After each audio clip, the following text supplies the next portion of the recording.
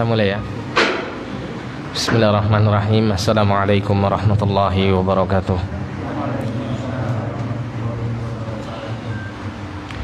Alhamdulillahi ala ihsani wa syukrun lahu ala taufiqihi wa amtinani. Wa asyhadu an la ilaha illallah wahdahu la syarika lah ta'ziman li sya'nih. Wa asyhadu anna Muhammadan abduhu wa rasuluhu da'iyan ila ridwanih. Allahumma salli alaihi wa ala alihi wa sahbihi wa ikhwanih. Ma'asyiral muslimin wal muslimat rahimani wa rahimakumullah. Alhamdulillah, pada malam hari ini kita kembali dipertemukan oleh Allah untuk kita bersama-sama mendekatkan diri kepada Allah dengan kita thalabul ilmi, dengan kita belajar ilmu agama Allah Subhanahu wa taala. Dengan ilmu yang kita pelajari, maka kita berharap mudah-mudahan Allah Subhanahu wa taala mengkaruniakan kepada kita semuanya taufik dan hidayahnya untuk kita bisa mewujudkan ilmu yang kita pelajari sebagai amal yang saleh yang kelak akan mengantarkan kita untuk meraih keridhaannya Subhanahu wa ta'ala. Amin ya rabbal alamin. Kita lanjutkan kembali pembacaan kitab Riyadhus Shalihin karya Imam An-Nawawi Asy-Syafi'i rahimahullahu ta'ala. Sekarang kita masuk ke dalam hadis yang kelima ya, dari bab As-Sabr, bab kesabaran, atau hadis yang ke-29 dalam urutan kitab Riyadhus Shalihin. Wa an Abi Zaidin Usama bin Zaid bin Harithah maula Rasulullah sallallahu alaihi wasallam. Dari Abu Zaid, yaitu Usamah bin Zaid ibn Harithah. Zaid bin Harithah ini maula. Maula itu apa? Maula itu bekas budak yang dimerdekakan oleh tuannya, itu namanya maula. Ya, maula Rasulullah berarti Zaid bin Harithah dulu adalah budaknya Rasulullah, kemudian dimerdekakan oleh Rasulullah, maka disebut maula Rasulullah sallallahu alaihi wasallam.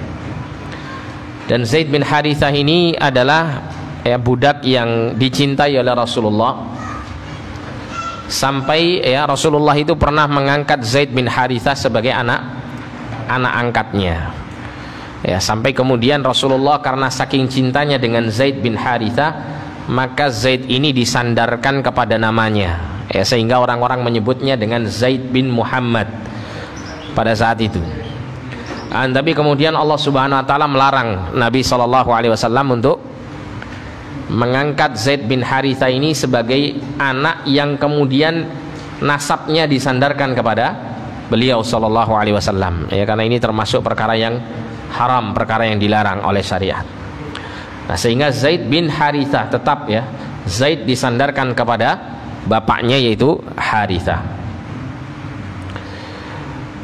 Wahibbihi, dan kecintaan Rasul sallallahu alaihi wasallam, wa bni hibbihi radhiyallahu anhuma, dan putra kecintaan Rasulullah sallallahu alaihi wasallam, yaitu Usamah ini dicintai oleh Rasulullah.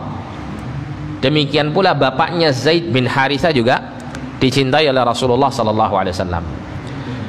Jadi ketika lahirnya Usamah ini, Usamah itu memiliki kulit yang hitam, kulit yang hitam yang sangat berbeda dengan kulit bapaknya.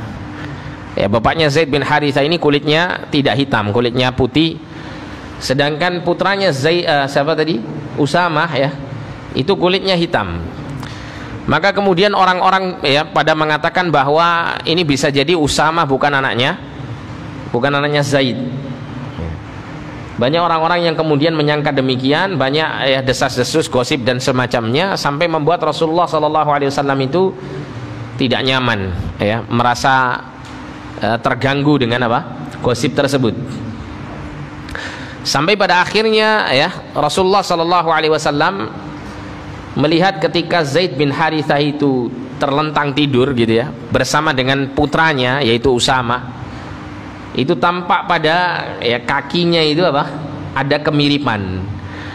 Kemudian ada seorang yang di masa itu ahli untuk menentukan bahwa ini memang anak kandungnya ya bapaknya, itu diantaranya melalui dilihat dari bagian-bagian tubuh tertentu ya, diantaranya adalah keserupaan pada kaki. Maka kemudian orang itu mengatakan bahwa Usamah ini benar-benar putranya Zaid bin Harithah. Maka pada saat itu Rasulullah sangat lega hatinya, menunjukkan bahwasanya Usamah ini ya seorang anak yang dicintai oleh Rasulullah ya. Rasulullah menganggap seperti cucu beliau sendiri. Oleh karena itu Usamah, Hasan dan Husain ini dekat sekali dengan Rasulullah SAW pada saat itu. Dan disebutkan di sini ya, hibbuhu wa ibnu hibbihi. Usamah itu adalah ya seorang yang sangat dicintai oleh Rasulullah, dan dia adalah putra orang yang dicintai oleh Rasulullah SAW juga, yaitu Zaid bin Harithah radhiyallahu anhuma. Semoga Allah meridhai keduanya ya, Usamah maupun bapaknya yaitu Zaid. Qala, Usamah bercerita, arsalat bintun Nabi sallallahu alaihi wasallam. Pernah salah satu putri Nabi sallallahu alaihi wasallam itu mengutus utusan untuk menyampaikan pesan kepada Rasulullah. Ya, karena di masa dahulu nggak ada WA, nggak ada HP ya, nggak bisa di WA gitu ya. Mesti butuh apa? Orang untuk menyampaikan pesan. Inna bani qad uhtudira fashhadna. Sesungguhnya putraku, ini pesan dari putrinya Nabi sallallahu alaihi wasallam. Sesungguhnya putraku berarti cucunya Nabi sallallahu alaihi wasallam.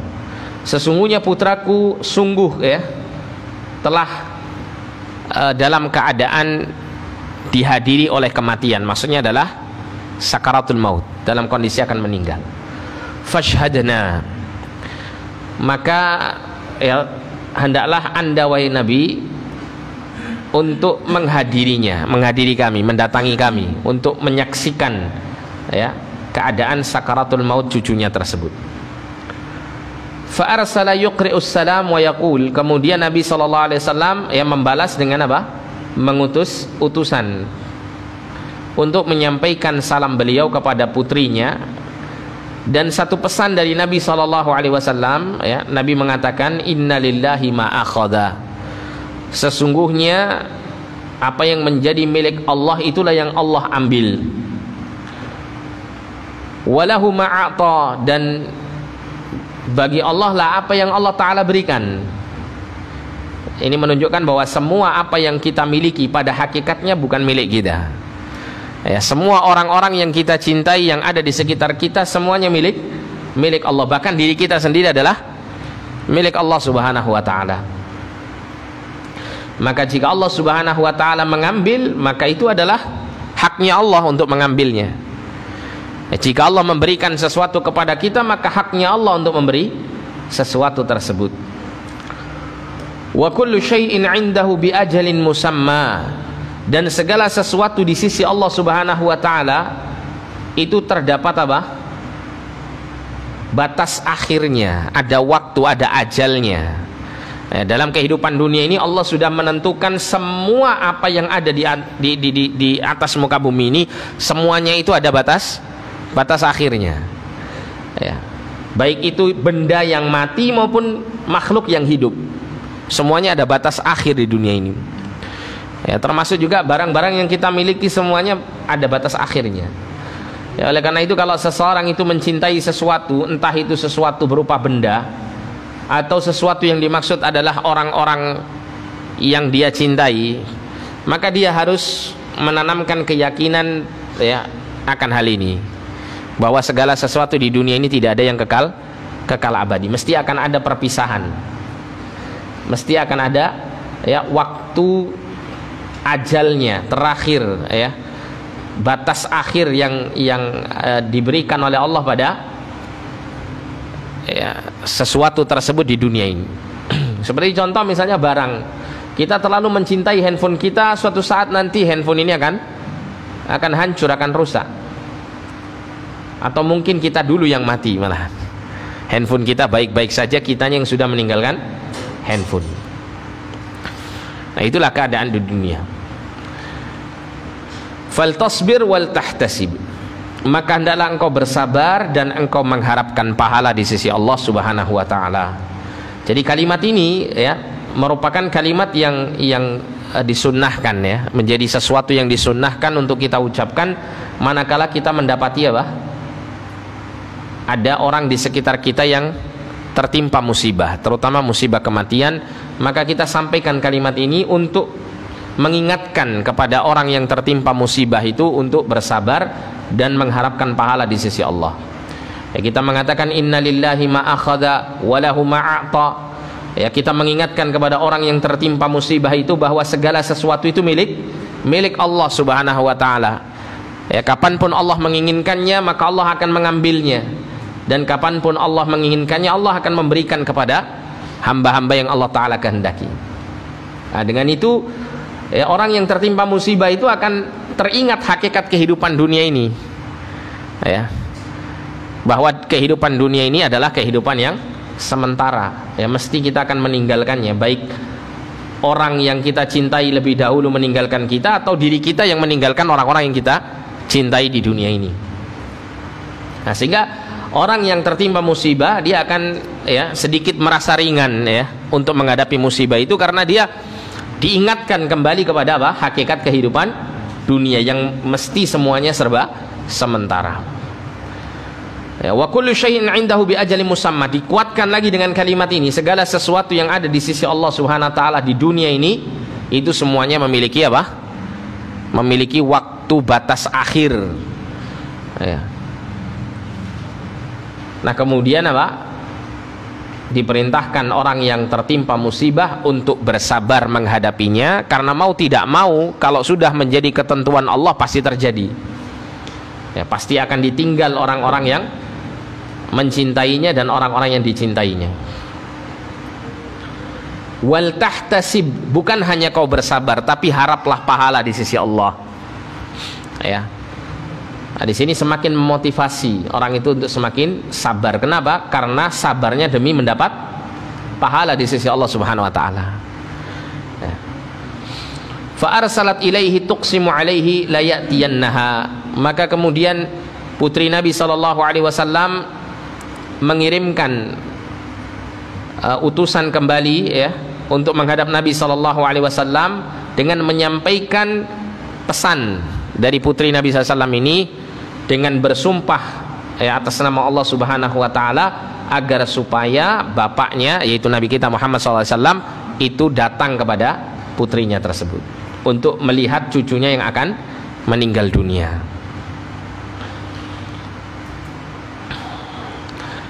Afwan, di kitab antum itu ada keterangan enggak siapa putrinya Nabi di situ? Zainab ya, Zainab. Putranya Zainab siapa namanya? Ada keterangan tentang siapa yang meninggal cucunya ini? Enggak ada ya? Enggak ada. Jadi ini putrinya Nabi ini Zainab. Zainab memiliki anak yang pada saat itu akan meninggal dunia. Faqama, kemudian Nabi SAW bangkit, wa ma'ahu, dan bersama beliau pada saat itu ada Sa'ad bin Ubadah, kemudian Mu'adz ibnu Jabal dan Ubay bin Ka'ab serta Zaid bin Thabit, wa rijalun radhiyallahu anhum, dan beberapa para sahabat yang lainnya. Maka orang-orang ini dari kalangan para sahabat yang disebutkan tadi itu bersama-sama Rasulullah, mengiringi Rasulullah untuk datang ke rumah Zainab ya putrinya Nabi SAW pada saat itu. Ya, untuk melihat apa? Cucunya yang akan meninggal dunia. Maka farufi'a ila Rasulillah sallallahu alaihi wasallam as-sabi. Maka ya cucu Nabi ini ya diangkat, diberikan kepada Rasulullah sallallahu alaihi wasallam, fa aq'adahu fi hijrihi, kemudian Nabi ya memangkunya ya pada pangkuan beliau, wa nafsuhu taqaqa'a, sedangkan kondisi bayi tersebut atau kondisi anak tersebut dalam kondisi ya terengah-engah nafasnya ya, karena berat menghadapi sakaratul maut, akan meninggal dunia. Maka pada saat itu apa yang terjadi? Fafadat ainahu, maka Nabi kita Muhammad sallallahu alaihi wasallam, kedua mata beliau yang mulia itu ya meneteskan air mata ya, dipenuhi dengan air mata. Faqala Sa'ad ya, Sa'ad bin Ubadah mengatakan kepada Nabi, ya Rasulullah, ma hadza, wahai Rasulullah, apa ini? Maksudnya apa? Sa'ad bin Ubadah mengatakan, ya, ingin mengatakan begini, ya Rasulullah, tangisan apa ini? Nah, itu. Ya, Sa'ad bin Ubadah ingin bertanya, kok Rasul ini nangis gitu ya? Kok Rasulullah menangis? Padahal Rasulullah itu orang yang paling bersabar kan gitu, mampu menahan ya segala duka dan musibah. Tapi Rasulullah menangis. Maka Rasulullah mengatakan, hadhihi rahmatun, ini adalah bentuk kasih sayang. Ja'alaha Allah Ta'ala fi qulubi ibadihi, yang Allah menjadikan rasa kasih sayang ini ada pada hati-hati hambanya. Maksudnya apa ini? Ya, rasa kasih sayang yang bersifat tabi'i, ya, yang bersifat tabi'i, alami, yang Allah sudah tanamkan pada tiap-tiap orang. Kalau dia memiliki anak atau memiliki cucu atau memiliki kerabat yang meninggal, mesti apa? Mesti berduka dan akan keluar tangisannya. Ya. Sehingga kalau kita mendapati ya ada orang yang berduka kemudian menangis, ini bukan sesuatu yang dilarang dalam agama. Karena Nabi sendiri pun menangis pada saat cucunya meninggal.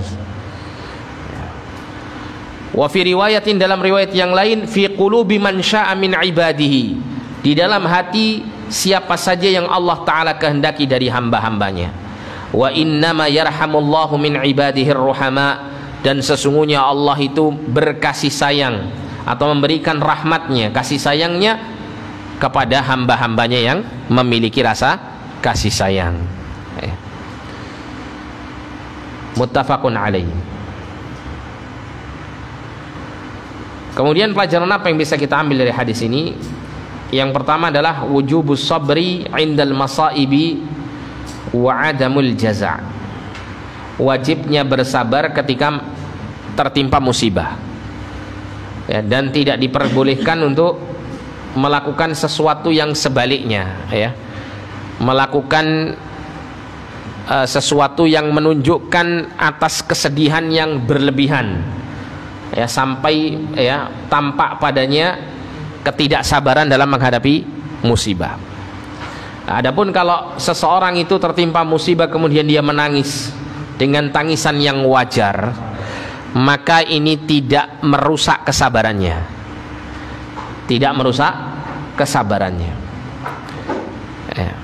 Sebagaimana Rasulullah SAW ya tadi mengatakan bahwa tangisan yang muncul itu adalah bentuk apa? Kasih sayang. Wajar orang itu ya ketika misalnya putranya, anaknya meninggal dunia, dia menangis. Kenapa? Ada kasih sayang pada hatinya terhadap anaknya tersebut. Ya, terutama kalau seandainya anaknya meninggal ya dalam kondisi sakit yang cukup lama misalnya, atau sakit yang diderita ya cukup berat. Ya, maka menangis ini satu hal yang menandakan bahwa hatinya itu hati yang dipenuhi dengan kasih sayang. Ya. Ada orang misalnya nggak menangis, ya berarti hatinya seperti batu. Ya, keadaan hati seperti ini hati yang bukan menunjukkan ketegaran, enggak Pak. Tapi bisa saja ya, bisa saja hatinya itu justru apa? Keras seperti batu. Ya. Ya. Tapi kalau seandainya seseorang memang berusaha untuk menahan diri, ada rasa kasih sayang dalam hatinya, tapi dia berusaha menahan diri ya sehingga dia bisa tegar, maka ini lain cerita ya. Tapi kalau ada orang terus kemudian kena musibah dia kayak biasa-biasa saja gitu, kayak nggak ada musibah gitu ya, maka ini dikhawatirkan tidak ada apa? Rasa kasih sayang dalam hatinya, tanda-tanda kasih sayang dalam hati. Jadi intinya kalau seseorang ditimpa musibah kemudian dia menangis, selama tangisannya wajar, maka ini bukan apa? Sesuatu yang merusak kesabarannya. Ya, tidak kita katakan orang ini tidak sabar, enggak. Kita tidak boleh menilai demikian. Ya, selama dia tidak mengiringi tangisannya itu dengan niyahah. Apa niyahah itu, Pak? Meratap-ratap. Kemudian mengatakan dengan kata-kata yang tidak baik, seakan-akan menolak dan tidak merasa terima dengan apa? Musibah yang menimpanya. Ya Allah le, kok kowe sing mati disian misalnya itu. Kok ora bapak sing luwih tuwa iki sing mati. Nah, itu kalimat-kalimat yang tidak layak untuk disampaikan. Atau dia mengatakan ya Allah, ya. Kenapa kok fulan ini yang meninggal? Ya, ada apa kalimat-kalimat yang menunjukkan tidak terima kepada Allah Subhanahu wa taala atas apa? Musibah yang Allah gariskan, yang Allah sudah takdirkan kepada dirinya. Ya.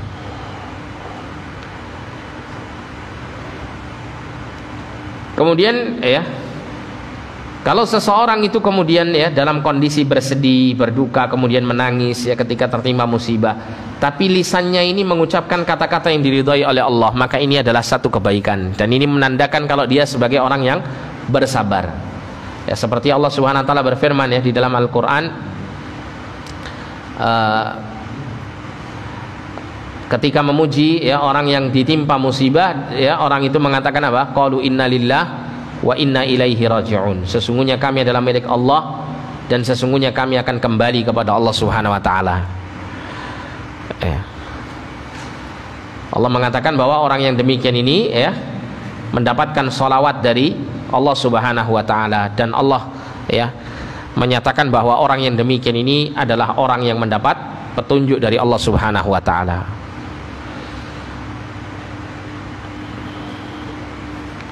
Dan Nabi Shallallahu Alaihi Wasallam mengajarkan ya pada saat kita ditimpa musibah, terutama ya musibah kematian ya dari kerabat ya atau orang-orang terdekat kita, maka selain kita mengatakan innalillahi wa inna ilaihi raji'un, maka Nabi mengajarkan ya kepada kita untuk berdoa.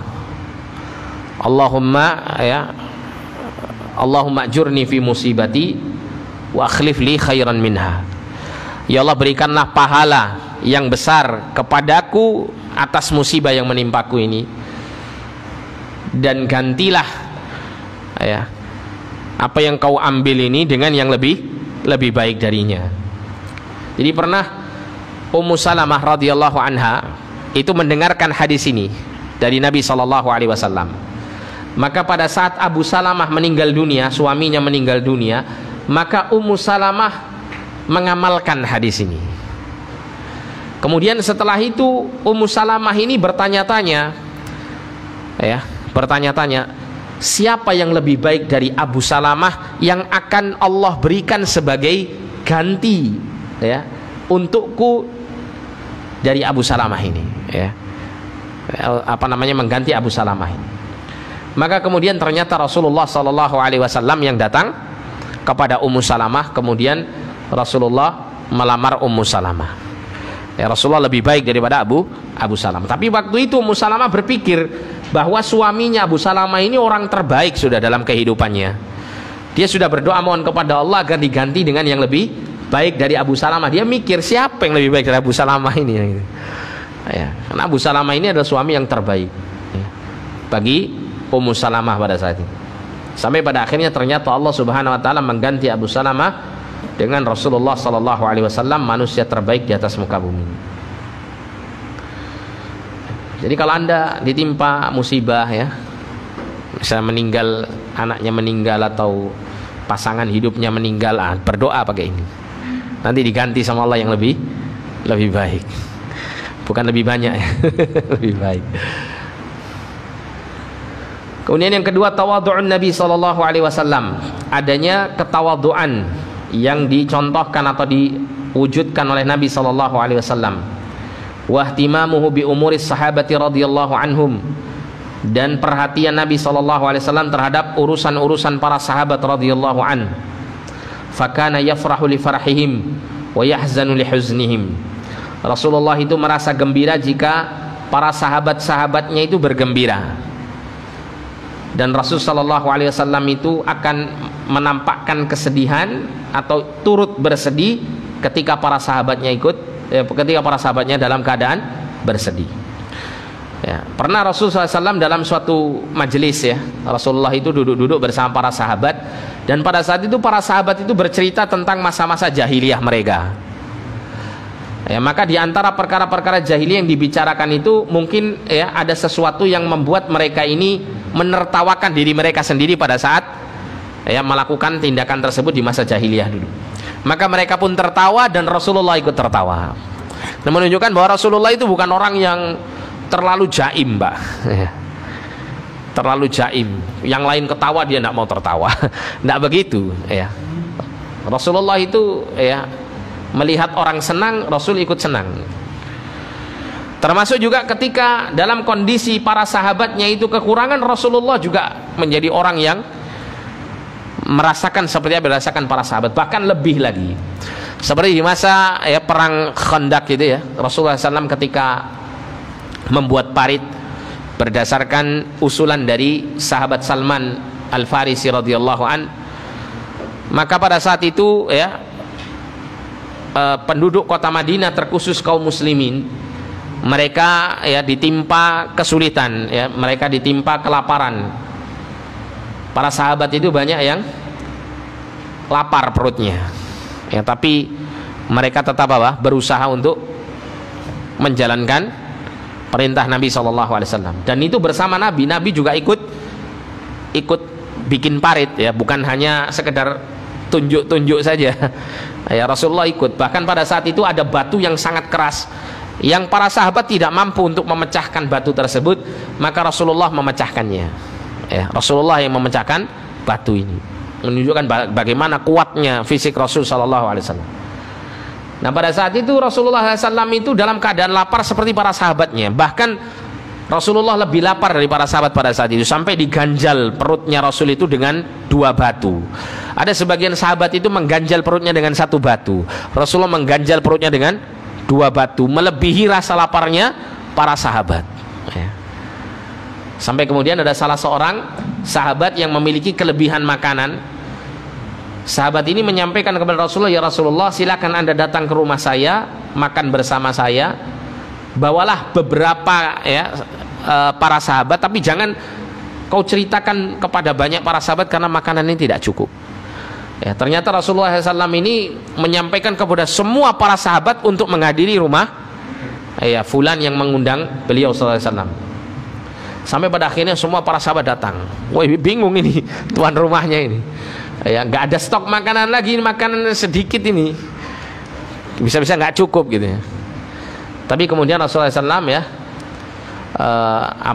menunjukkan mukjizat yang Allah Ta'ala berikan kepada beliau, sampai pada akhirnya makanan yang sedikit itu bisa mengenyangkan semua para sahabat yang datang. Ini menunjukkan bagaimana Rasulullah itu tidak mau merasa diistimewakan. Artinya para sahabat itu jika mereka merasa lapar, Rasulullah harus merasa lebih lapar. Beliau itu seperti itu, karena kasih sayangnya yang besar kepada umatnya. Ini bagaimana ketawaduan Nabi, karena tadi disebutkan bagaimana Rasulullah SAW itu merasa sedih dengan wafatnya cucunya. Kemudian yang ketiga, jawazul buka rahmatan bil musab, bolehnya menangis sebagai wujud kasih sayang kepada orang yang ditimpa musibah. Lakin min ghairi niyahah, akan tetapi tanpa niyahah, tanpa meratap-ratap. Wa dzalika bi an tajtami'an nisa, yaitu dengan berkumpulnya para wanita. Tsumma yubalighna fil buka, kemudian mereka berlebih-lebihan dalam menangis. Wa rafa'as saut 'alal mayyit, dan mengangkat suara atas mayit. Fa inna hadza muharram, maka sesungguhnya ini adalah perkara yang diharamkan. Ini perkara yang diharamkan. Jadi niyahah ini termasuk perkara jahiliyah yang kata Nabi SAW perkara yang tidak hilang, meskipun masa jahiliyah ini sudah berlalu dengan terutusnya Nabi Muhammad SAW, tapi perkara jahiliyah berupa niyahah ini masih terus berjalan. Masih banyak dari kalangan umat Nabi SAW yang mengamalkannya. Kalau di masa jahiliyah dulu, niyahah ini sesuatu yang menjadi tradisi yang tidak tidak hampir tidak luput dari orang yang tertimpa musibah. Bahkan sampai ada di antara mereka di masa jahiliyah dulu, itu orang-orang yang akan mati itu dia berwasiat kepada keluarganya untuk melakukan niyahah ketika dia mati. Karena niyahah ini tujuannya diantaranya bukan hanya menunjukkan kedukaan yang sangat, tapi yang paling penting di situ menurut mereka adalah ingin menunjukkan kebanggaan orang-orang itu atas orang yang mati ini. Kenapa? Karena orang yang mati ini ditangisi oleh banyak orang gitu. Seakan-akan orang yang meninggal ini sangat berharga, sampai-sampai banyak orang itu yang merasa kehilangan betul dengan hilangnya orang tersebut. Sampai itu dipesankan kepada orang-orang yang hidup oleh orang-orang yang akan mati ini. Bahkan diantara mereka itu sampai membayar para wanita-wanita untuk melakukan niyahah. Ada yang sampai niyahah itu yang sampai berlebih-lebihan, sampai merobek-robek pakaian, menampar-nampar pipi, kemudian menangis dengan suara yang keras, berteriak-teriak dan seterusnya. Nah, ini adalah sesuatu yang dilarang, dan ini termasuk bagian perkara-perkara jahiliyah yang diharamkan dalam agama. Kemudian ada satu poin yang perlu kita sampaikan di sini berkenaan dengan sabda Nabi SAW yang menjelaskan bahwa seorang mayit itu disiksa karena niyahah. Niyahahnya orang-orang yang hidup dari keluarganya, yang melakukan ratapan kepada mayit tersebut. Nah, ini dijelaskan oleh para ulama maksudnya adalah bukan semata-mata niyahah itu membuat orang yang mati itu disiksa.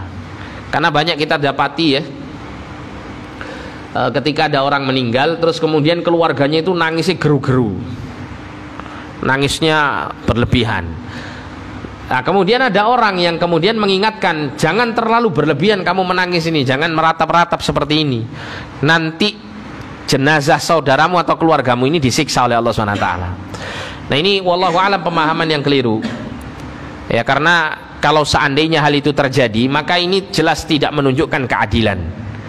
Mana bisa orang itu bukan karena sebab amalnya dia disiksa karena sebab amal orang lain, dosa orang lain. Tidak seperti itu dalam Islam.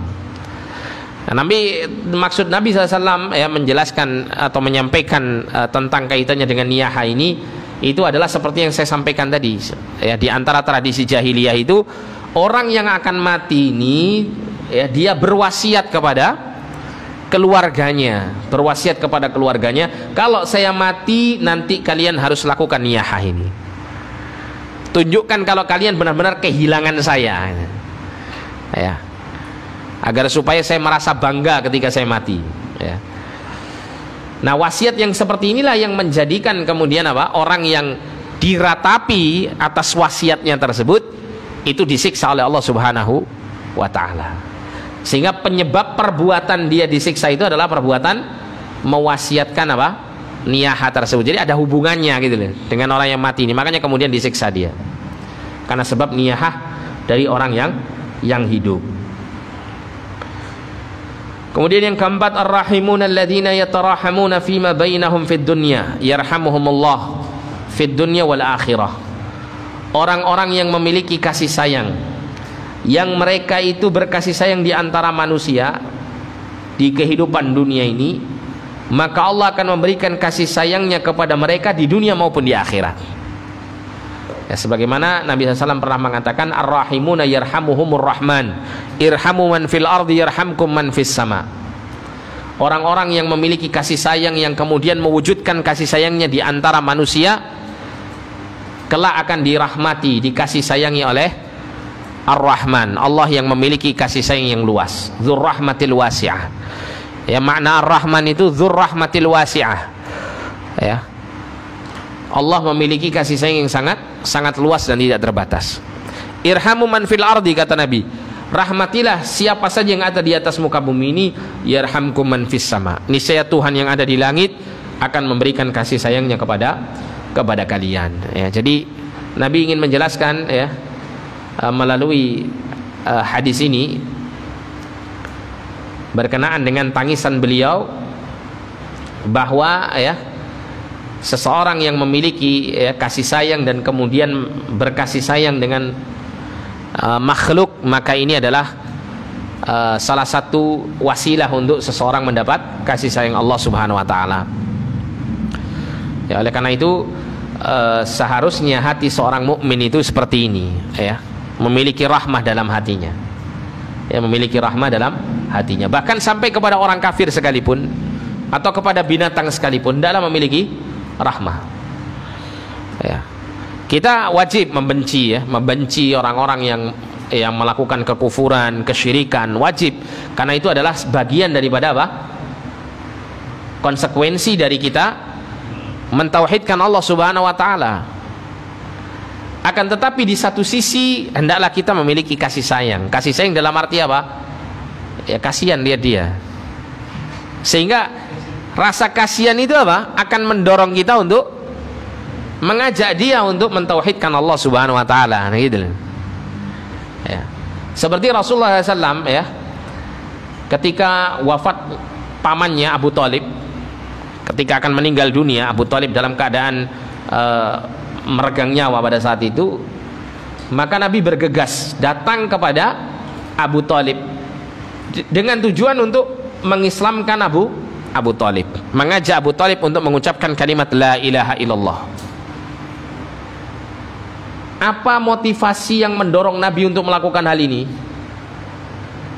Rasa kasih sayang Nabi kepada Abu Thalib, pamannya. Termasuk juga Nabi SAW pernah memiliki pembantu dari kalangan orang Yahudi, anak remaja Yahudi. Suatu ketika anak remaja ini tidak datang ke rumah Nabi, ternyata anak remaja ini dalam keadaan sakit parah. Kemudian Nabi, ya, mendatangi anak remaja ini. Ketika dalam kondisi sakit yang parah itu, Nabi menjenguknya. Apakah Nabi menjenguk anak Yahudi ini adalah karena Nabi cinta kepada anak Yahudi? Enggak, ya. Karena konsekuensi kita mentauhidkan Allah, kita harus memiliki kebencian kepada kesyirikan dan meninggalkan para pelaku-pelaku kesyirikan ini dan kekufuran ini. Istilahnya dalam ilmu akidah itu ada pembahasan yang namanya al-wala wal bara, ya, berkasih sayang, berloyalitas dan berlepas diri. Akan tetapi Nabi, ya, datang kepada anak Yahudi ini dalam rangka ingin mendakwahi anak Yahudi ini supaya kalau seandainya Allah mencabut nyawanya, ya, dan kemudian dakwah Nabi ini sampai kepada si Yahudi tersebut dan dia masuk Islam, maka ini adalah, ya, karunia yang besar. Dan itu didasari oleh belas kasihan Rasulullah SAW kepada anak Yahudi. Ya, sampai kemudian Nabi ketika menawarkan Islam, si anak ini menginginkan untuk masuk Islam, tapi dia khawatir, takut kepada bapaknya, maka dia menoleh kepada bapaknya. Maka bapaknya mengatakan, ati' Abul Qasim, taati Abul Qasim, ucapkan kalimat la ilaha illallah. Maka anak ini pun mengucapkan la ilaha illallah, kemudian meninggal dunia. Maka kemudian Nabi SAW merasa lega, ya, ketika keluar dari rumahnya itu Nabi SAW merasa bergembira dengan keislaman si pemuda ini. Hampir-hampir dia masuk neraka, gitu, ya. Hampir-hampir tinggal sedikit dia, ya, akan masuk ke dalam neraka yang siksaannya, ya, selama-lamanya untuknya, ya. Tapi kemudian Allah mentakdirkan dia masuk Islam, sampai kemudian apa? Dia terselamatkan dari siksa neraka ini. Nah, ketika orang itu memiliki kasih sayang, ya, maka Allah Subhanahu wa taala akan memberikan kasih sayang kepadanya di dunia maupun di akhirat. Dan ini kalau dalam kaidah, ya, para ulama menyebut kaidahnya al jaza'u min jinsil amal, balasan itu sesuai dengan jenis amalnya. Kalau orang itu beramal, ya, dengan bentuk berkasih sayang kepada yang lain, maka Allah pun akan memberikan kasih sayangnya. Nah, kasih sayang yang terbesar yang Allah Ta'ala berikan kepada hamba itu apa? Al-maghfirah, ampunan, dan at-taufiq, ya, taufik Allah Subhanahu wa taala, pertolongan Allah untuk menjadikan orang itu senantiasa, ya, melakukan ketaatan kepada Allah. Itu makna rahmah, ya, makna rahmah. Oleh karena itu ketika Nabi SAW pernah menceritakan, ya, orang di masa dahulu dari kalangan Bani Israel itu ada seorang, ya, dalam riwayat disebutkan dia seorang pelacur, ya, dalam satu perjalanan melalui gurun yang panas, ya, dia kehausan yang sangat, kemudian dia mendapati ada sumur tua yang ternyata, ya, di bawah dasar sumur itu terdapat air yang bisa diminum. Maka dia pun turun, ya, mengambil air itu dengan sepatunya, kemudian dia minum dari air tersebut. Nah, tiba-tiba ketika dia keluar dari sumur itu, dia melihat ada seekor anjing yang menjilat-jilat tanah karena saking hausnya. Maka orang tersebut mengatakan, laqad balaghani mithla balagha hadza mithla balagha hadzal kalba. Mithla balagha hadzal kalbu. Mithla balagha hadzal kalba. Jadi lelaki ini mengatakan, sungguh tadi aku sampai di sini dalam keadaan haus, seperti anjing ini juga dalam keadaan haus. Maka timbul rasa kasih sayangnya kepada si anjing. Ini anjing loh Pak ya, bukan kucing.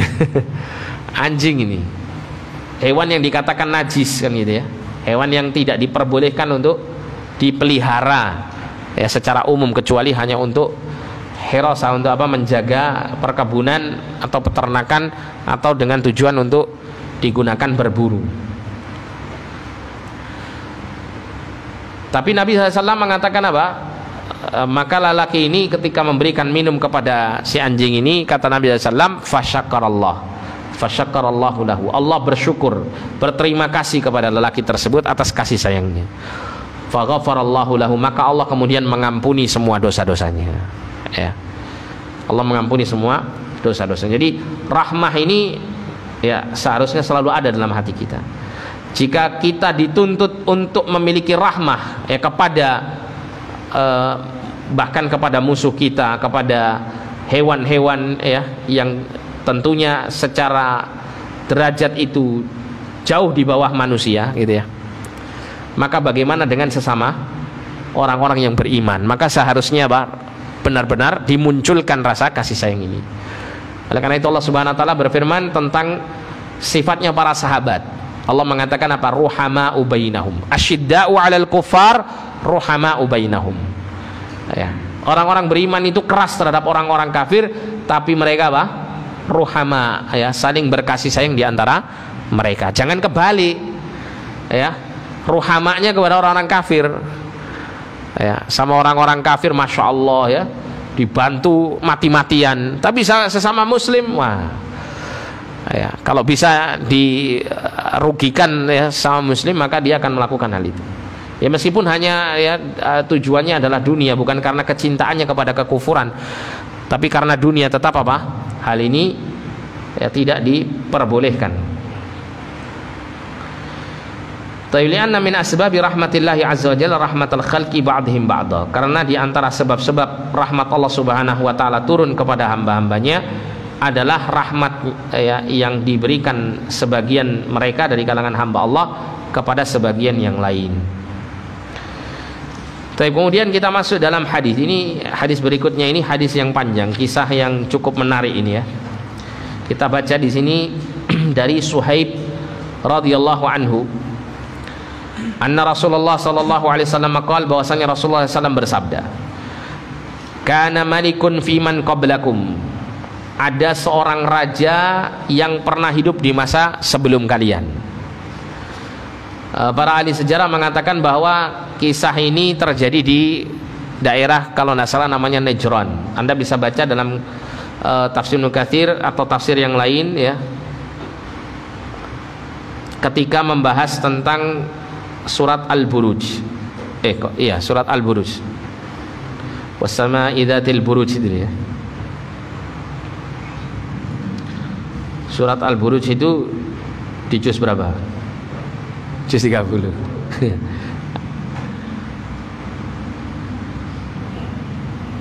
Jadi Allah mengkisahkan ya tentang apa? Kisah seorang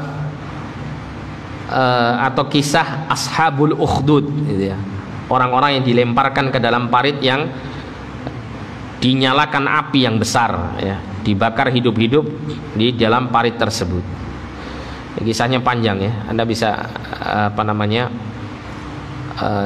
merujuk juga pada kitab-kitab tafsir yang membicarakan tentang hal ini. Tapi di sini hadisnya diceritakan oleh Nabi ya. Ada seorang raja yang hidup di masa dahulu. Wa kana lahu sahirun, dan raja ini memiliki seorang penyihir.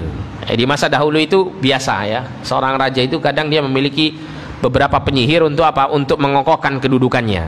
Karena para penyihir ini adalah orang-orang yang bisa menakut-nakuti ya para rakyat dengan apa? Kelihayan ilmu sihirnya.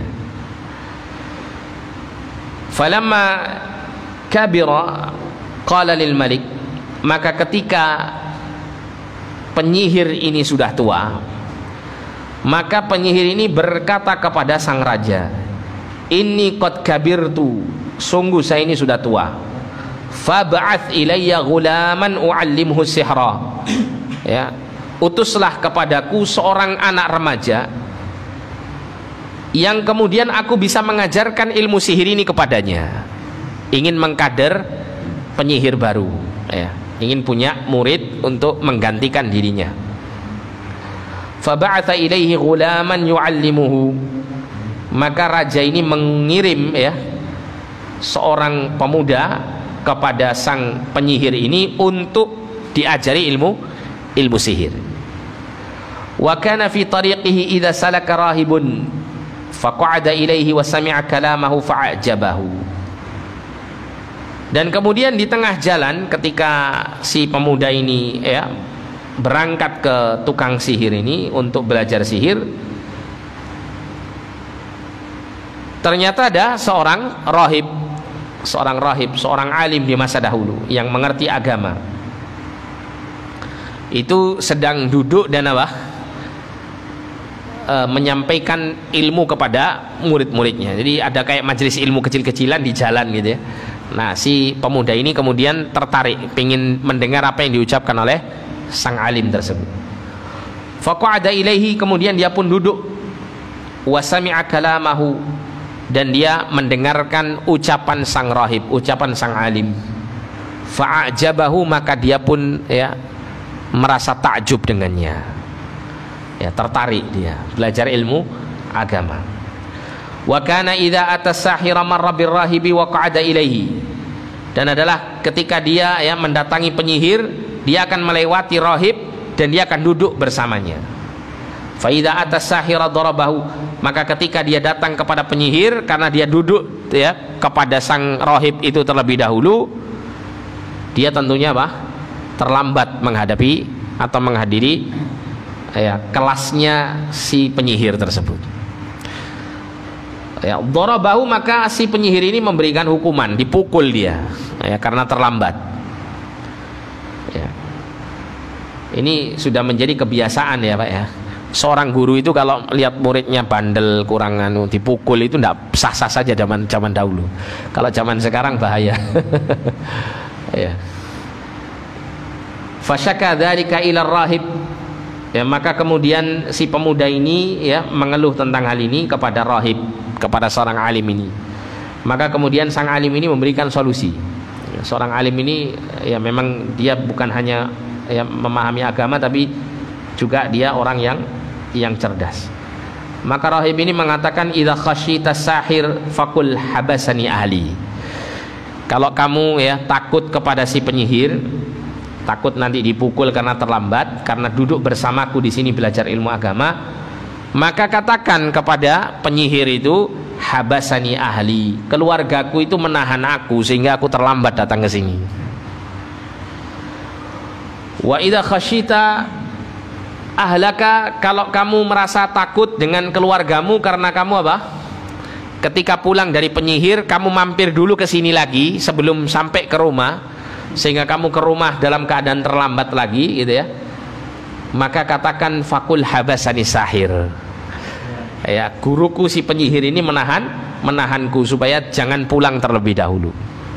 Ya, cerdas kan ini, ya. Fabainama huwa ala dzalika, ya, kemudian, ya, dilakukanlah oleh si pemuda itu, idz ata ala dabatin 'azimatin qad habasatin nas, ya. Jadi kemudian suatu ketika diceritakan di sini, ada dabbah itu hewan, ya, hewan melata, saya tidak tahu hewan yang seperti apa, ya. Dabbah, hewan yang besar, tentu di sini dikatakan hewan yang besar, apa gajah apa tidak tahu saya.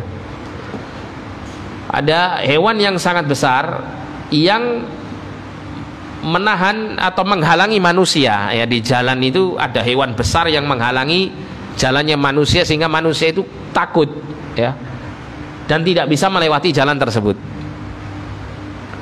Faqala, kemudian si pemuda ini mengatakan, al-yauma, hari ini, a'lamu sahiru afdal amir rahibi afdal. Hari ini aku akan mengetahui siapakah yang lebih utama, apakah penyihir ataukah rahib, ya, sang alim. Kalau diartikan pendeta itu saya kok kurang setuju ya, karena orang kalau bicara masalah pendeta itu pikirannya mesti ya ke arah yang tokoh orang kafir, padahal ini bukan kafir ini. Rahib ini mukmin gitu ya, seorang muslim di masa dahulu, seorang alim lah ya. Yang pas itu rahib itu yang kita gunakan kata alim untuknya. Nah, anak ini apa? Ingin membuktikan ilmu mana yang paling afdal. Apakah ilmunya penyihir, apakah ilmunya orang alim? Ya, dites semuanya. Dia punya ilmunya penyihir, ilmunya sang alim. Fa akhadha hajaran, maka dia pun mengambil satu batu. Faqala, dia mengatakan, Allahumma in kana amrul rahibi ahabba ilaika min amri sahir faqtul hadhihi dabbah.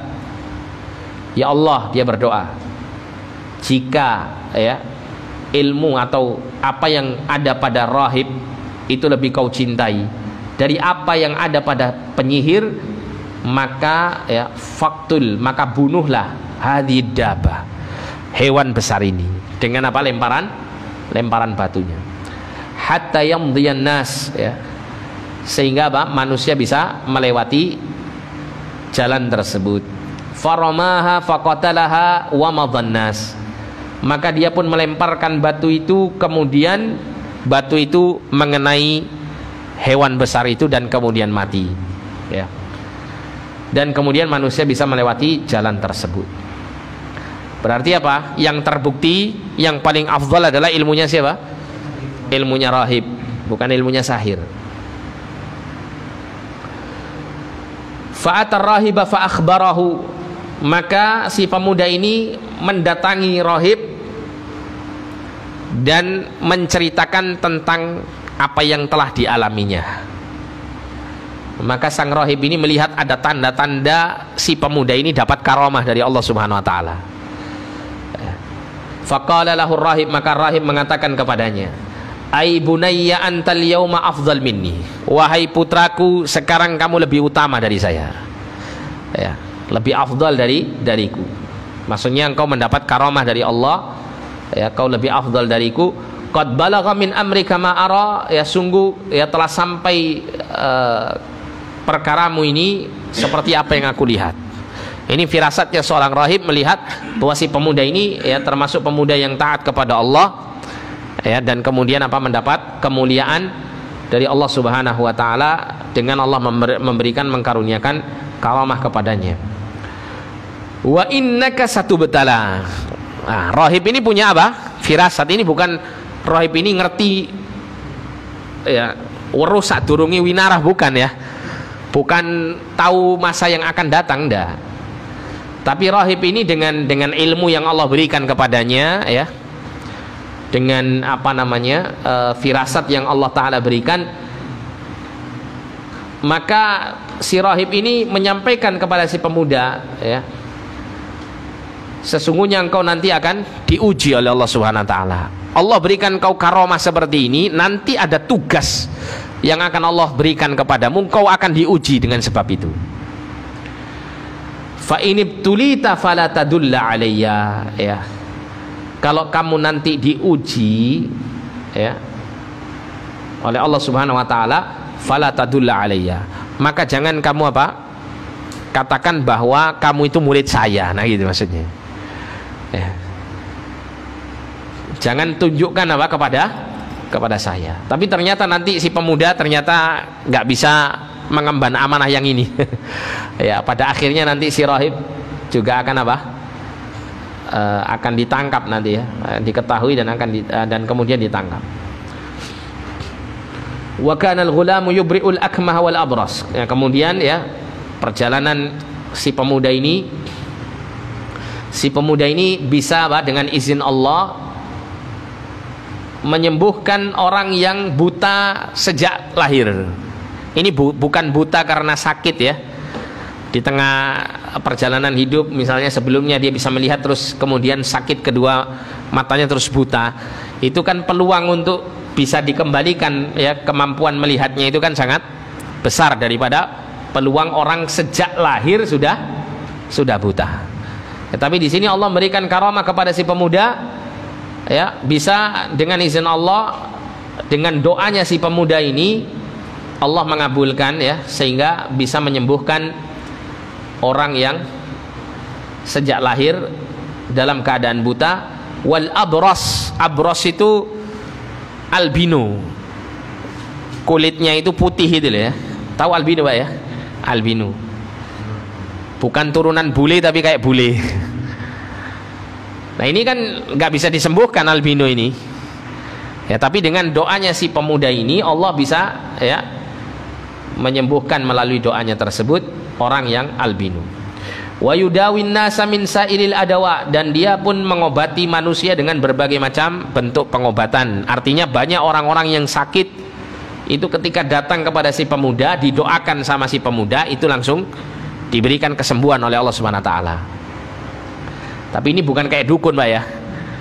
Dia berdoa gitu lah, dia berdoa kepada Allah. Dia nggak ngerapal apa? Nggak ngerapal mantra. Enggak.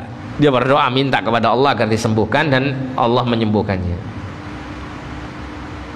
Fasami'a jalisunil maliki kana qad amiya, maka ada salah seorang pejabat yang memiliki kedudukan yang dekat dengan raja, yang selalu duduk di majelisnya ya bersama raja ini, itu mendengar ya tentang keadaan si pemuda ini yang bisa menyembuhkan orang buta, sedangkan dia dalam keadaan buta kedua matanya.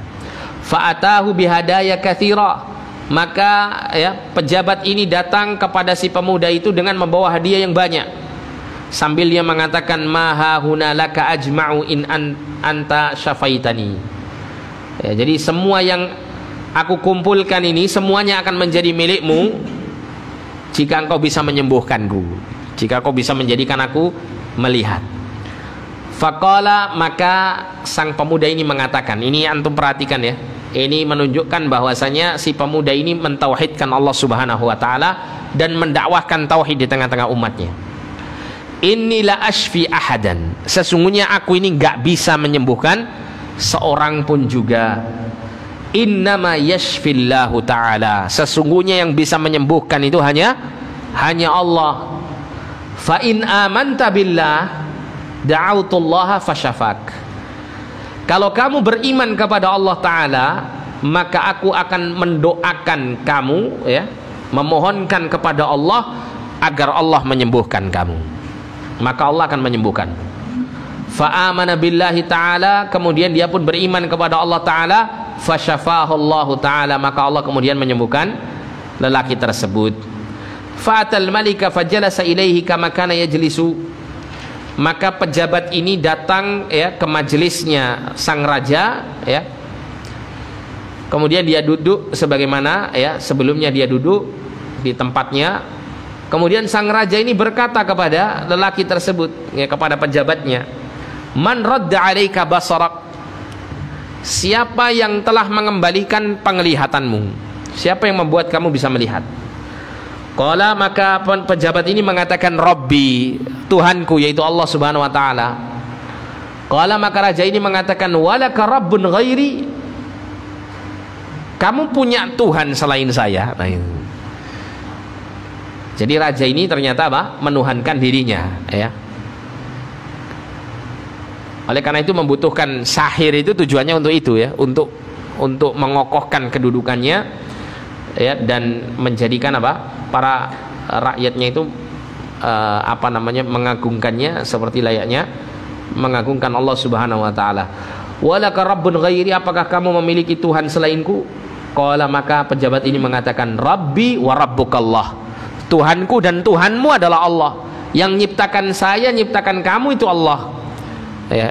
Yang menguasai saya dan kamu adalah Allah. Jadi ini pejabat ini benar-benar sudah apa?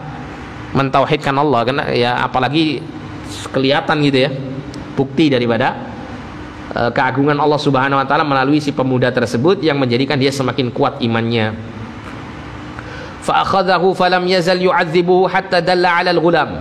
Maka ya sang raja ini menyiksanya. Terus dia disiksa ya sampai dia menunjukkan tentang keadaan seorang pemuda yang mendoakannya tersebut. Faji'a bil ghulam, maka si pemuda ini didatangkan di hadapan raja. Faqala lahul malik, maka raja ini mengatakan kepadanya, ai bunayya, wahai putraku, qad balagha min sihrika ma tubri'ul akmah wal absar wal abras. Dia mengatakan ya sungguh ilmu sihirmu itu sudah apa? Mencapai level tingkatan bisa apa? Menyembuhkan kedua mata orang yang buta dan menyembuhkan albino. Wa taf'alu dan kau melakukan ini dan itu. Dari dia sebutkan apa berbagai macam apa yang dilakukan oleh si pemuda ini dalam hal-hal yang menakjubkan darinya. Jadi sang raja ini masih meyakini bahwa si pemuda ini mengamalkan ilmu sihirnya, ya. Karena memang yang mengutus si pemuda ini kepada penyihir adalah raja. Faqala, kemudian pemuda ini mengatakan, inni la ashfi ahadan, sesungguhnya aku tidak bisa menyembuhkan seorang pun. Innama yashfillahu ta'ala, sesungguhnya yang bisa menyembuhkan itu hanyalah Allah ta'ala. Fa akhadahu falam yazal yu'adzibu hatta dalla 'ala rahib, maka dia pun disiksa ya, terus menerus dia disiksa sampai dia kemudian apa mengakui bahwa dia belajar kepada sang rahib. Ditunjukkan ya, rahib itu guruku gitu ya. Faji'a bir rahib. Nah ini dia bocor ya si pemuda ini. Akhirnya rahib ini ketahuan. Faji'a bir rahib, maka didatangkan sang rahib. Faqila lahu, dikatakan kepada rahib, irji' an dinik, kembalilah kamu dari agamamu. Maksudnya apa? Murtad gitu ya, suruh murtad, kembali kufur kembali. Fa'aba, maka sang rahib ini enggan untuk meninggalkan keimanannya. Fada'a bil minsyar, maka kemudian sang raja ya menyiapkan gergaji. Fawudi'al minsyaru fi mafriqi ra'sihi, kemudian diletakkan dan digergaji gitu ya. Fi mafriqi ra'sihi itu tepat di tengah kepalanya. Jadi digergaji di ya tengah kepalanya. Fasyaqqahu, kemudian ya terbelahlah ya. Gergaji itu membelah badan si rahib tersebut. Hatta waqa'a syiqqahu, sampai terjatuh ya belahan-belahannya, belahan tubuhnya ini sampai jatuh. Ya, karena disiksa demikian dahsyatnya. Nah kemudian thumma ji'a bi jalisil malik, setelah disiksa ya sang rahib sampai meninggal dengan tetap dia mempertahankan apa imannya, kemudian didatangkan si pejabat tadi. Faqila lahu, ya, maka raja mengatakan kepadanya, irji' an dinik, kembalilah kamu kepada agama kekufuranmu. Maka dia pun enggan. Fawudi'al minsyaru fi mafriqi ra'si fasyaqqau bi hatta waqa'a syiqqau. Ini sama ya, nasibnya sama, yaitu digergaji, dibelah menjadi dua tepat di antara ya bagian pertengahan kepalanya ya, tepat di bagian pertengahan kepalanya sampai terbelah kedua terbelah badannya menjadi dua. Tsumma ji'a bil ghulam, ya, kemudian didatangkan si pemuda. Faqila lahu, dikatakan kepadanya, irji' an dinik, ya, kembalilah kamu ya kepada agamamu, dari agamamu. Fa'aba, maka dia enggan. Fadafa'ahu ila nafarin min ashabihi, ya, maka kemudian si pemuda ini disuruh ya apa istilahnya itu, pengawalnya, pasukannya itu untuk membawanya, untuk menyiksanya ya. Jadi siksaannya berbeda dengan dua orang yang tadi. Faqala idhabu bihi ila jabalin kadza wa kadza fas'adu bihil jabal. Bawalah oleh kalian pemuda ini ke gunung ini dan itu ya, ke gunung tertentu gitu ya. Fas'adu bihi al jabal, maka naiklah kamu terus ke atas gunung. Fa idza balagtum dzirwatahu, kalau kamu sudah mencapai puncaknya gunung itu, fa in raja'an dinihi wa illa fatrahuhu, maka tawarkan kepada si pemuda ini, kamu mau keluar dari keimananmu ya, kembali kepada agama kekufuranmu, ataukah kamu dilemparkan dari gunung tersebut? Maka ya, fadhahabu bihi fasa'adu bihil jabal, maka mereka pun membawa si pemuda ini ya terus naik ke atas gunung. Kemudian di saat itu si pemuda berdoa, Allahumma kfinihim bima syi'ta, ya Allah lindungilah ya aku dari kejahatan mereka dengan cara yang engkau kehendaki. Farajafa bihimul jabal fasaqatu, maka kemudian apa? Bergetarlah gunung ini ya, gempa yang membuat kemudian para pasukan ini terjatuh dari gunung.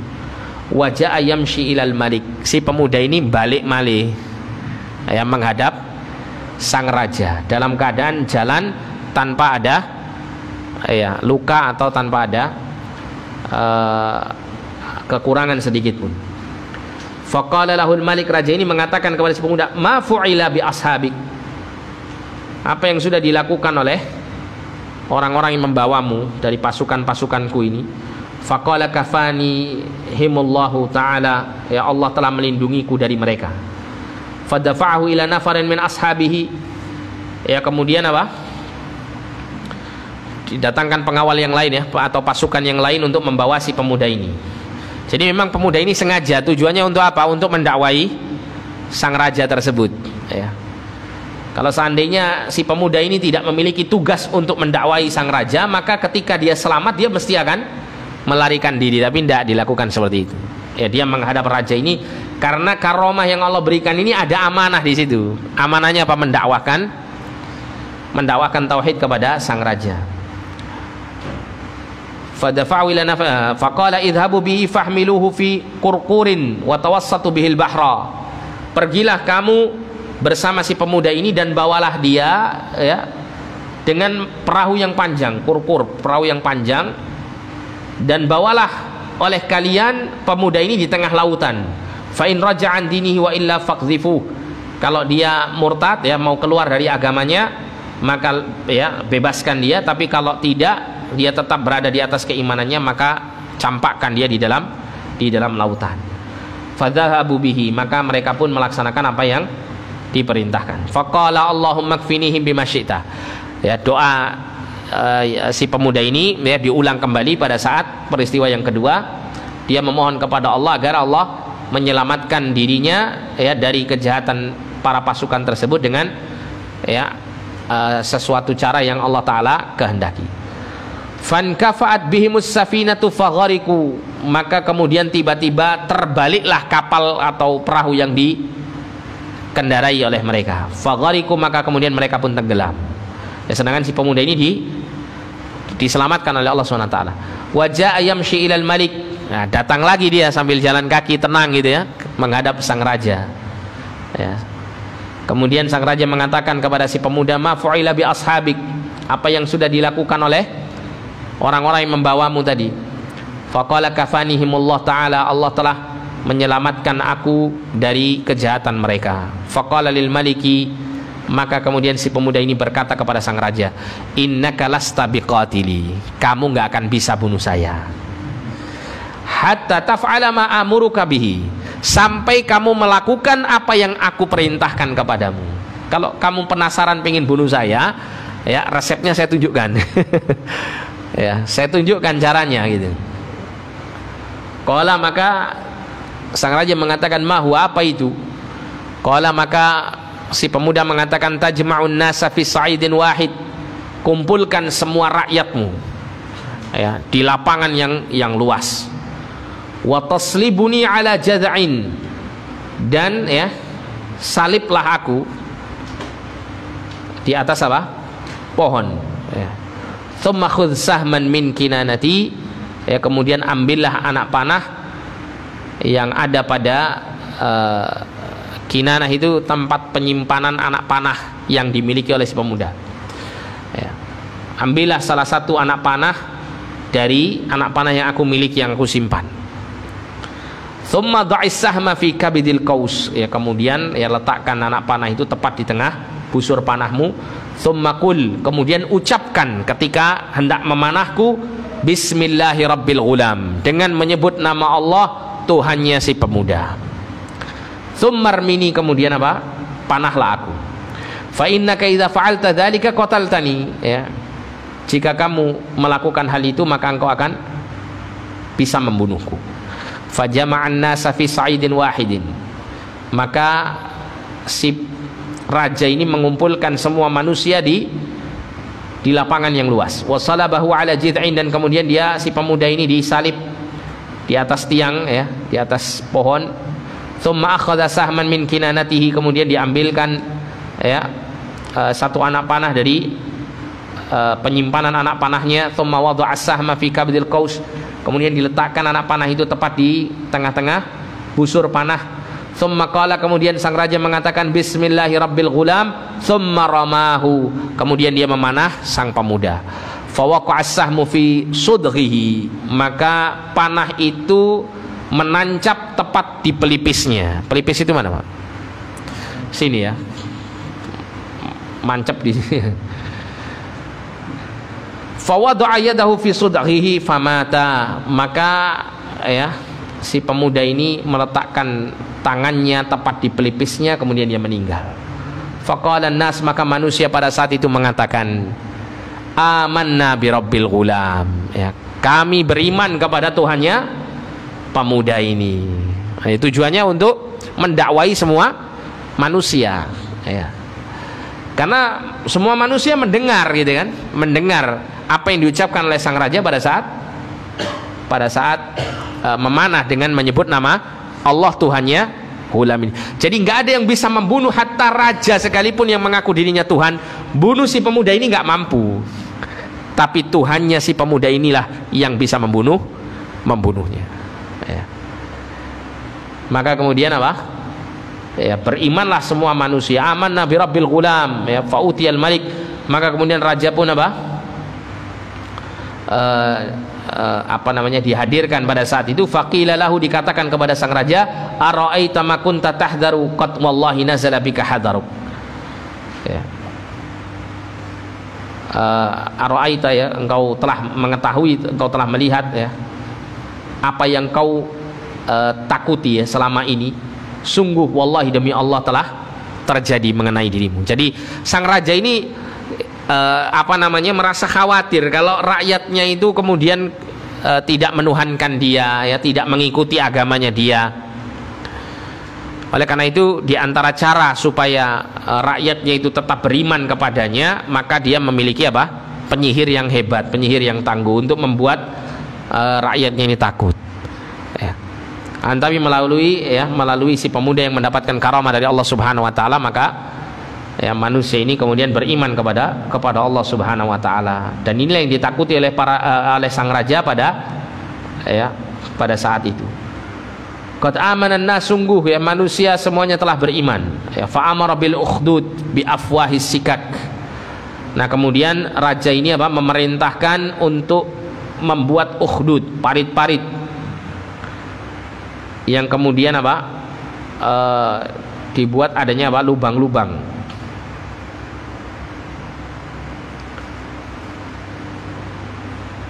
Fakhuddat, ya, kemudian digalilah lubang tersebut. Wa udrima fiha niran, kemudian dinyalakan pada lubang-lubang tersebut api yang sangat besar. Wa qala man lam yarji' an dinihi fa'aqhimuhu fiha, au qila lahu iqtahim fafa'alu. Ya, maka sang raja mengatakan, barang siapa yang tidak mau kembali kepada agama yang lama, ya, dia tetap beriman kepada Tuhannya si pemuda ini, maka, ya, lemparkanlah oleh kalian, wahai pasukanku, ya, orang tersebut ke dalam parit yang berisi api yang menyala-nyala, atau dikatakan, ya, lemparkan dia, ya. Fafa'alu, maka pasukannya pun melakukannya. Hatta ja'at imra'atun wa ma'aha sabiyyun laha, ya, sampai ada seorang wanita yang bersamanya ada bayinya yang dia gendong. Fataqa'asat, ya. Taqa'asat itu dia itu berhenti karena ketakutan, ya. Dia nggak mau dilempar pada saat itu, nggak mau melemparkan diri ke dalam ke dalam api itu karena ketakutan ya. Dan dalam kondisi ragu dan takut tersebut ya, faqala lahal ghulam, tiba-tiba anak yang dia gendong itu berbicara. Ya, padahal dia adalah bayi yang secara umum bayi tidak bisa bicara pada usia saat itu. Si bayi ini mengatakan, ya ummah isbiri, wahai ibuku bersabarlah kamu, fa innaki 'alal haq, sesungguhnya engkau berada di atas kebenaran. Maka kemudian si ibu ini bersama anaknya melemparkan diri masuk ke dalam api karena paksaan tadi ya, karena paksaan dari sang raja. Ya, hadis ini rawahu Muslim, diriwayatkan oleh Imam Muslim. Sudah 8:30 ini. Ini panjang ini ya, pelajaran hadisnya. Kita cukupkan saja ya sampai di sini. Insyaallah untuk pelajaran hadisnya kita akan baca pada pertemuan yang akan datang biidznillah taala. Wallahu a'lam bishawab. Sampai sini mungkin ada pertanyaan, silakan.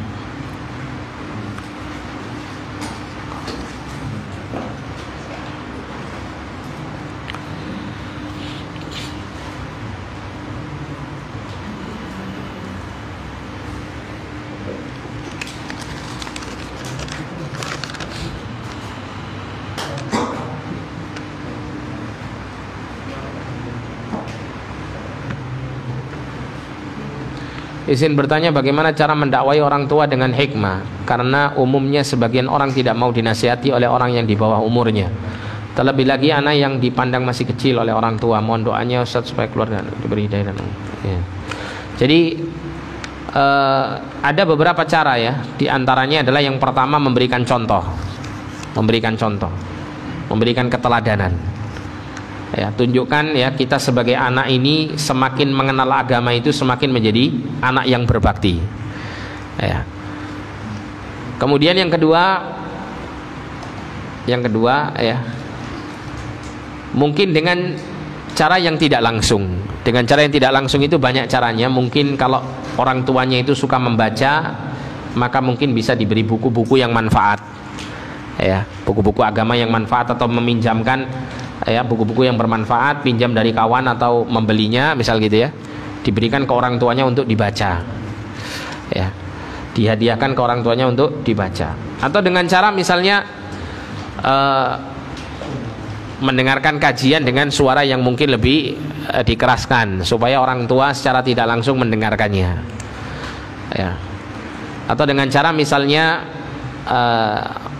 ada yang dikenal oleh orang tua misalnya ya, untuk bisa memberikan nasihat, maka memberikan nasihat melalui orang yang dikenal oleh orang tuanya atau yang disungkani, dihormati oleh orang tuanya. Intinya banyak ya, banyak cara yang bisa dilakukan meskipun tidak secara langsung ya, memberikan nasihat itu kepada orang tua. Kemudian yang tidak kalah pentingnya adalah berdoa, memohon kepada Allah Subhanahu wa taala agar orang tua diberi hidayah. Ya, karena doa ini adalah usaha yang terbesar. Ya, kita katakan usaha yang terbesar, kenapa? Karena kita menyandarkan segala daya dan upaya itu kepada Allah Subhanahu wa taala. Kalau kita menyampaikan sesuatu, terkadang kita ini apa? Masih mengandalkan kemampuan dan ilmu yang ada pada diri kita. Tapi kalau kita sudah berdoa kepada Allah, berarti kita sudah menyerahkan urusan itu kepada Allah Subhanahu wa taala yang Maha memberikan hidayah. Maka wallahu alam, dengan cara-cara seperti ini insyaallah taala ya bisa mengantarkan hidayah itu sampai kepada hati orang tua. Wallahu a'lam bishawab.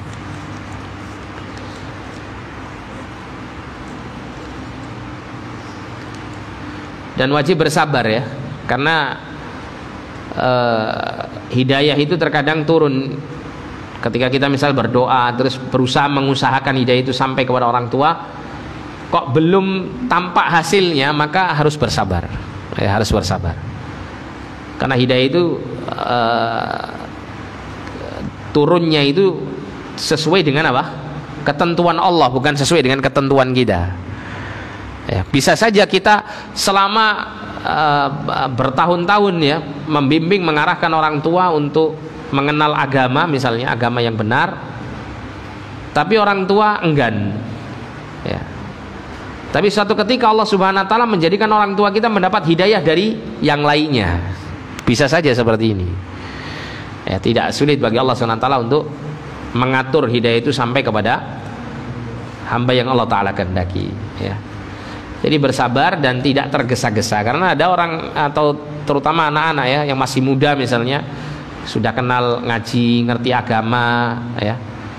Terus kemudian orang tuanya mungkin nggak ngerti agama, sholatnya masih bolong-bolong dan seterusnya, akidahnya nggak jelas misalnya, masih seneng ke dukun dan macam-macam, ya. Itu kadang-kadang pingin segera diubah keluar orang tuanya ini, jangan sampai seperti ini.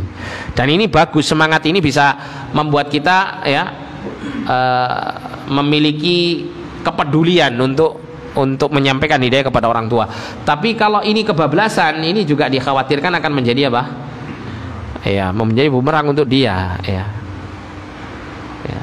Sehingga tetap semangatnya tetap dilandasi dengan kesabaran, ya. Wallahu a'lam bishawab.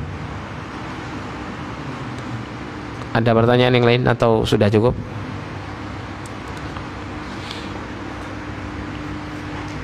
Tidak ada yang tanya.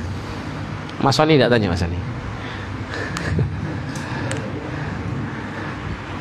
Tapi kalau tidak ada pertanyaan, kita cukupkan sampai di sini. Kurang lebihnya saya mohon maaf. Jazakumullah khairan wa barakallahu fikum. Kita tutup dengan doa kafaratul majelis. Subhanakallahumma wa bihamdika